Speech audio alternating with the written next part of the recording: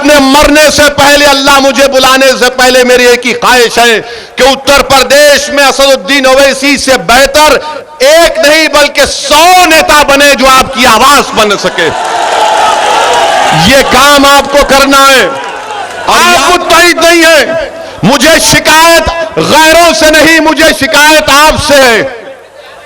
मुझे मेरा हक बनता कि मैं आपसे शिकायत करूं। मैं जो कहना चाह रहा हूं वो मेरे दिल के जज्बात हैं।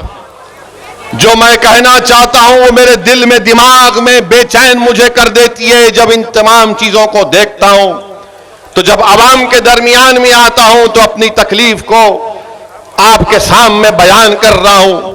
मेरे अजीज दोस्तों और बुजुर्गों, विधानसभा के चुनाव आ रहे हैं और आपको यह बताना चाह रहा हूं, आप जानते हैं उत्तर प्रदेश की राजनीति में, उत्तर प्रदेश की सियासत में जिस किसी समाज का नेता है उस समाज की इज्जत की जाती है। अगर कोई ब्राह्मण समाज का है तो उसका नेता है। अगर कोई ठाकुर है तो कहेगा कि योगी ठाकुर है, हमारा नेता है। अगर कोई यादव है तो कहेगा अखिलेश हमारा है। अगर कोई दलित है उसमें जाटव है तो कहेगा कि बहन जी है हमारी नेता। और अगर कोई कुर्मी होगा तो कहेगा कि अनुप्रिया हमारी बहन, हमारी नेता है। कोई आगरे का बागेल होगा तो कहेगा कि वो हमारा नेता है। बताओ, अपने दिल पर हाथ रख के मैं तुमको अल्लाह का वास्ता देता हूं, तुम्हारा नेता कौन है उत्तर प्रदेश में? नहीं, आपका नेता उत्तर प्रदेश में कौन है बताओ? कोई तुम्हारा नेता है मुसलमानों का? नहीं। दिल पे हाथ रखकर पूछो, अपने आप से सवाल करो। जब सब समाज ने अपना अपना नेता बना लिया, अपने अपना पावर बना लिया, 19% मुसलमान उत्तर प्रदेश में, एक किसी को नेता बनाया आपने। ये मुझसे मत कहो, ये अपने आप से कहकर दिलासा मत दो कि नहीं ये पार्टियां किसी को नेता बनाने नहीं देती हैं। मेरे अजीज दोस्तों और बुजुर्गों, ये जमहूरियत है। भारत का संविधान आपको इस बात की इजाजत देता है कि आप नेता बने। और अगर ये नाम निहाद सेकुलर पार्टियां अगर आपको नेता नहीं बनाना चाहती है तो क्या आप खामोश बैठ जाएंगे? क्या आप आगे बढ़कर अपना हक हासिल नहीं कर सकते? मैं आपको बताने आया हूं कि असदुद्दीन ओवैसी यहां पर अपनी मकबूलियत के लिए या अपनी अना की तस्कीन के लिए नहीं आया। असदुद्दीन ओवैसी उत्तर प्रदेश को इसलिए आया है, आता रहेगा इंशाअल्लाह ताला। जब तक अल्लाह मुझे जिंदा रखेगा उस वक्त तक आता रहूंगा, उस वक्त तक आता रहूंगा जब तक अल्लाह मेरे जिस्म में एक सांस को बाकी रखेगा।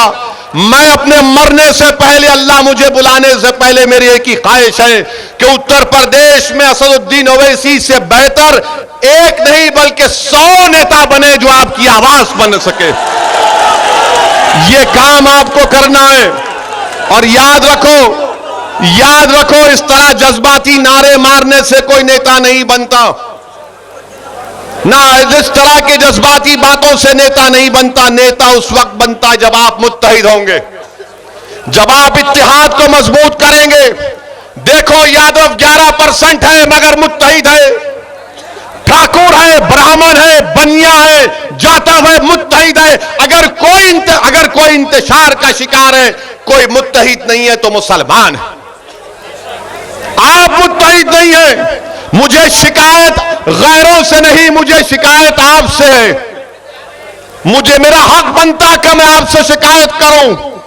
मैं सरजमीन का नहीं हूं मगर मेरा और तुम्हारा जो रिश्ता है ना, वो खून का नहीं है, ना बरादरी का। मेरा और तुम्हारा रिश्ता वो है जिसको पाक रब्बुल आलमीन ने कलमे तौहीद के नाम पर जोड़ दिया है।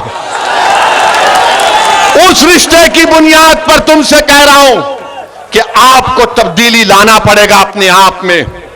और अल्लाह ने फरमा दिया कुरान में कि अल्लाह उन लोगों को कभी नहीं बदलता जो अपने आप को बदलना नहीं चाहते। आप अगर बदलेंगे, अपनी पार्टी को मुत्तहिद होकर मजबूत करेंगे तो इंशाअल्लाह ताला उत्तर प्रदेश में हम एक तारीख रकम करेंगे। मुझे मालूम कि मेरी आज के इस तकरीर के बाद ये जो सेकुलर लिबरल जो कहते हैं, ना सेकुलर है ना लिबरल है, ये तमाम के तमाम गुलाम हैं जो अपना ईमान बेचकर जमीन फरोशी करते रहते हैं दिन रात। ये लोग अब कहेंगे देखो ओवैसी कानपुर को आया और कानपुर को आकर वो आपके वोट को तोड़ना चाहेगा। उत्तर प्रदेश में अब चल रहा है कि पूरे मुसलमान एक होकर वोट दो। मैं भी कह रहा हूं कि एक होकर वोट दो, मगर किसको वोट दो?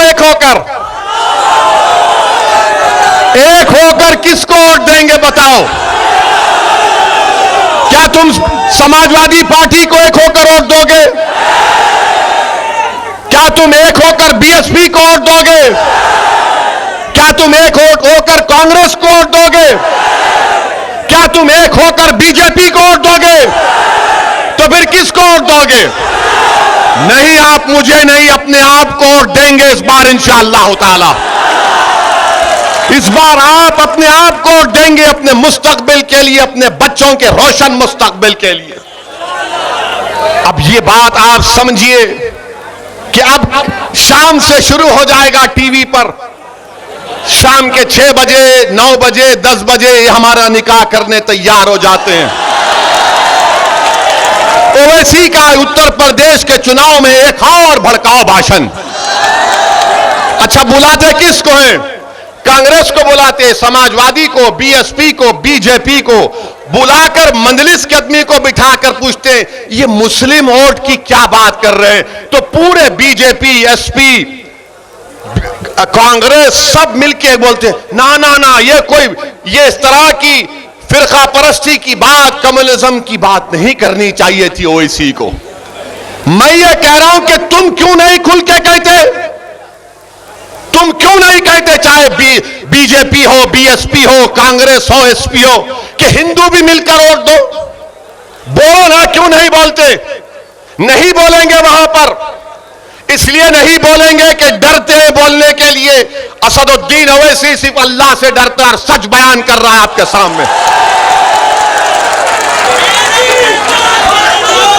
सुनिए,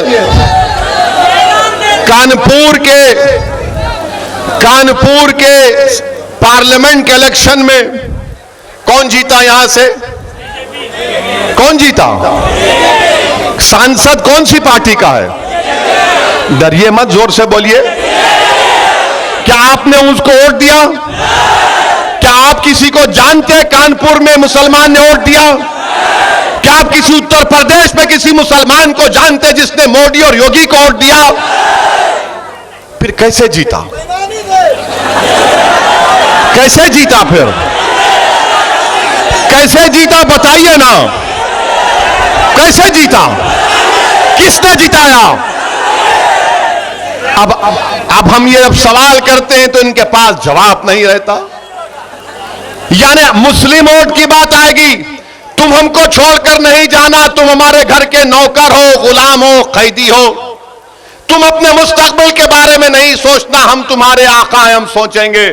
मगर जहां पर हमारे हिंदू भाइयों के वोट का मामला आएगा, हमारे ब्राह्मण भाइयों के वोट का मामला आएगा, यादव भाइयों के वोट का मामला आएगा, ठाकुरों के वोट का मामला आएगा, जाट के वोट का मामला आएगा और अदर बैकवर्ड क्लास के वोट का मामला आएगा, सब खामोश बैठे रहेंगे। वो नहीं कहते ये बात। आप मेरी बात को याद रखना, जैसे जैसे चुनाव करीब आएगा लोग आएंगे जिसको मैं दल्ले कहता हूं, वो दल्ले आएंगे तुम्हारे दरमियान में जिन्होंने अपना जमीर बेच चुके हैं। और मैं इन दल्लों से कहा आओ मेरे से मुकाबला करो, बहस करो, तुम 10 मिनट नहीं ठहर सकते मेरे सामने। अब बोलेंगे नहीं नहीं, मिलकर वोट डालो, मिलकर वोट डालो। देखो, याद रखो, हम जब बचपने में थे तो हमने कहानी पढ़ी थी कि कहानी में था कि बच्चों को कहा जाता कि सो जाओ, शेर आएगा, फुरा डाकू आएगा, ये आएगा, वो आएगा। मेरे भाई, आपके इस बोलने से क्या हासिल हुआ बताइए? क्या आपने बीजेपी को रोक पाया? आपने वोट नहीं दिया, मुसलमान ने तो बीजेपी को वोट नहीं दिया। 2019, 2014 में पूरे मुल्क में, पूरे भारत में खाली 6% मुसलमानों ने बीजेपी को वोट दिया। अब आप बताइए फिर कैसे जीता मोदी?